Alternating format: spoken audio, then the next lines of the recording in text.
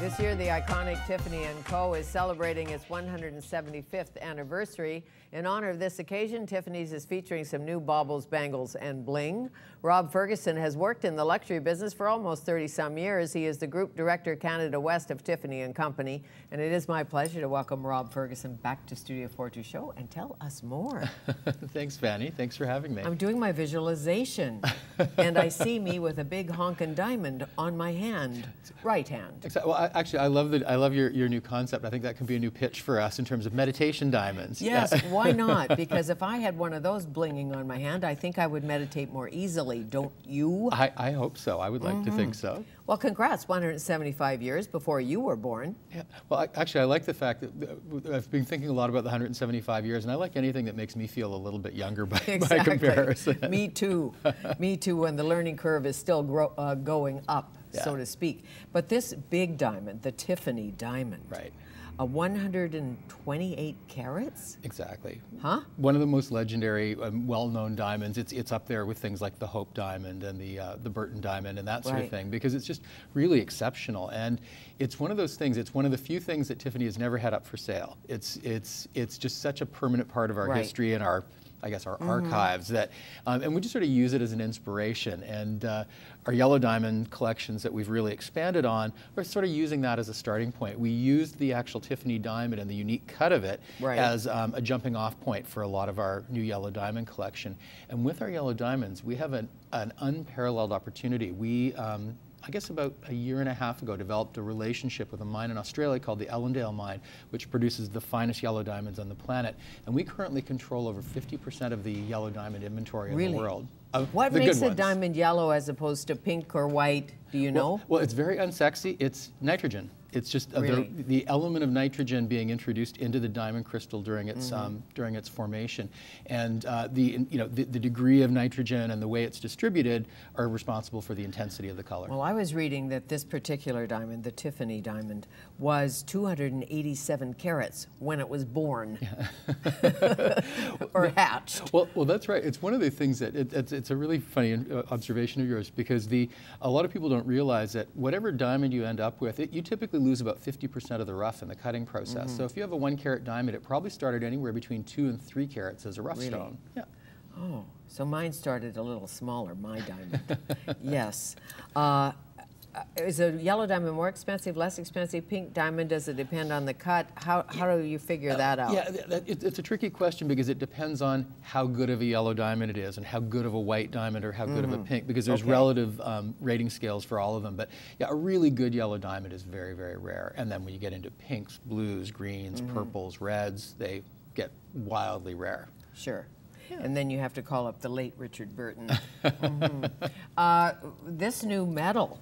Wow, I was in the store and tried it on. I didn't leave with it. I just tried it on, but it's beautiful. Tell me about it. Rubedo? Yes. Spelled Rubedo, but it's pronounced Rubedo. Yeah, exactly. And of course, here it is, 175 years. And after 175 years in the jewelry business, what do you do that's new? You know, it's like, what do you do that is not just reinvention? And so we wanted to do something really special for our anniversary. And so we have a collection called 1837, named after our founding year. And they wanted to introduce a new metal. And they said, well, how do we do that? Because interestingly enough, we have a history of, we introduced tanzanite, kunzite, morganite, a variety of gems to the market.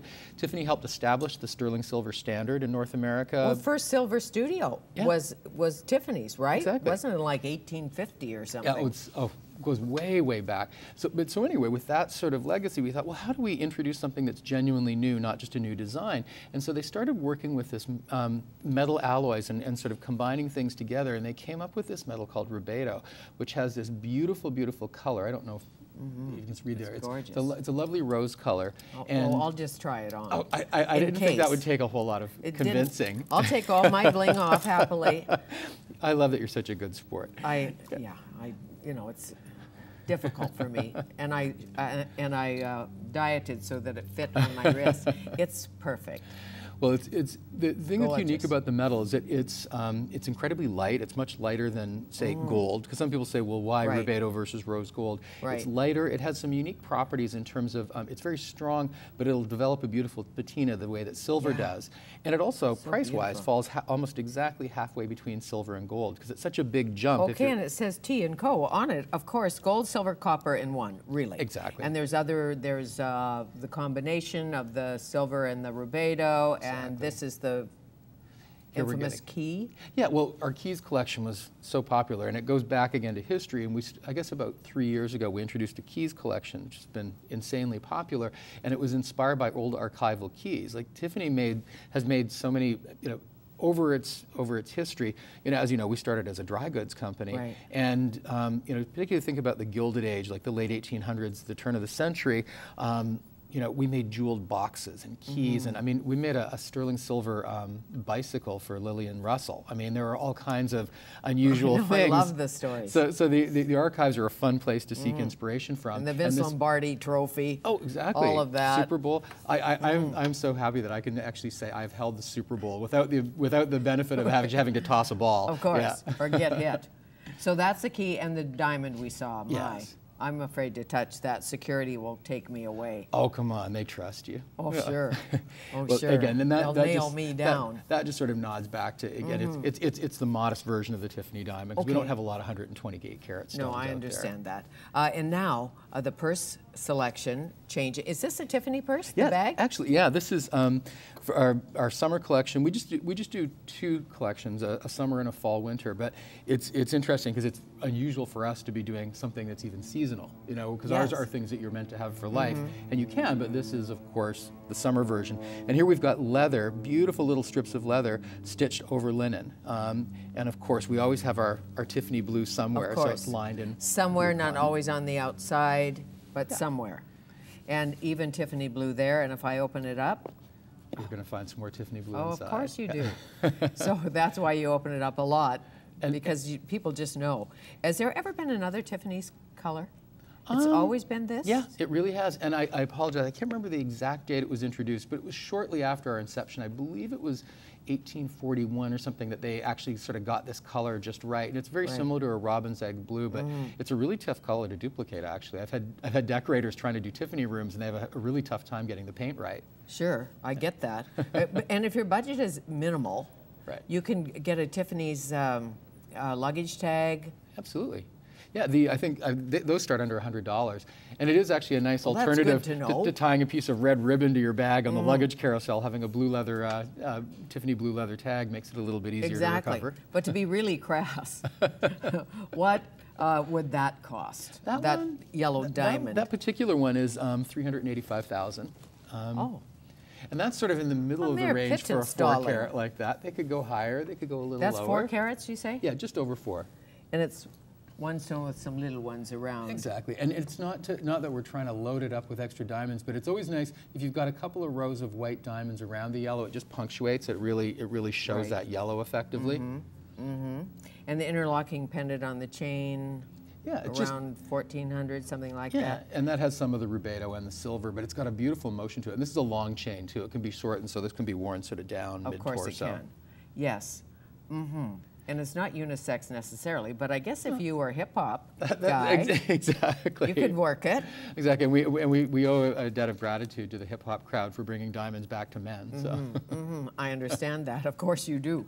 Now, the Elsa Peretti collection is a lovely collection within the Tiffany store, and her cuff is iconic. The big silver one, just silver? Yeah, actually, do you know what? It comes in silver, it also comes in gold, and they've actually introduced this fantastic ruthenium version of it, which is really interesting. What? It's ruthenium. It's like a sort of a charcoal-colored metal. It's a really interesting piece. Yeah. I've seen that piece too. I've seen it all. Yeah. Now, do you have one of those yet, Fanny? No. Shame on you. But I do have the round Elsa Peretti. Oh, okay. Yeah, in the boyfriend days. Yeah. Yes, and it's lovely. It's iconic, and they still make them, the round silver, Yeah. the hollow round silver, and they have a black one. And yeah, and they have lacquered wood that stack up, and they actually make an amazing sound if you wear them together. It's kind of like wind chimes. Of course it is. Who designed this one? That was just internal design. That was just the Tiffany design department. And a couple of little unique pieces they put on that is that actually has Charles Louis Tiffany's signature on it, and that will only be available this year. Like we will continue with the Rubedo metal, but the signed pieces will only be available. And can you buy a Rubedo ring? You can trying indeed. to downsize just a bit. You can in a variety of widths. So yeah, definitely. So there it is, and the skinnier, the cheaper. Yeah, exactly. Well, no, I know you don't say cheaper, you say the less expensive. Or remarkably gentle pricing, yes. Remarkably gentle pricing, and you know what I love is that this is not itching my arm yet. Oh, that's good. That's a good sign, isn't it? That's a very good sign. I think it's meant to be. It's a good sign, bad sign, I'm not allergic. Well, I don't know too many people that are allergic to gold, silver, copper, but some are. Yeah, do you know what it often is? It's often the alloys that people use in gold or silver or copper. Nickel is one that is often used in white gold and sometimes silver, and that's what tends to set people off. Okay, so but not in the Rubedo. Not at all. No, it's pure. It is. As the wind-driven jewelry always is. How nice to see you again. Great to see you. Thank you. Any more purses in there? Did we get them all? Yes. Okay, great. Thank you very much. Rob Ferguson, Tiffany, 175 years old.